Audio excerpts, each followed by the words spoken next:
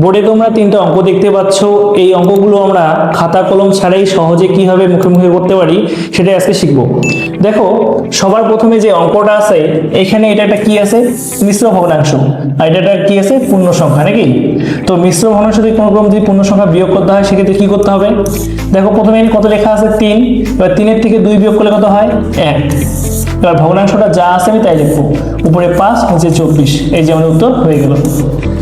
এবার এই অঙ্কটাতে আসি।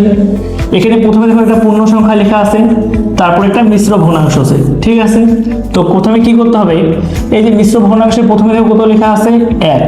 আর এই যে ভগ্নাংশ লেখা আছে একে সবসময় আমরা 1 ধরবো। তাহলে 1 আর 1 কত হয়, 2। এবার 8 থেকে 2 বিয়োগ করলে কত হয়, 6 লিখলাম। নিচে কত আছে, 12, তো 12 লিখলাম। এই 12 থেকে 7 বিয়োগ করলে কত হবে, 5, এই যে আমাদের উত্তর হয়ে গেল। এবার দেখো 3 নম্বর অঙ্কটা।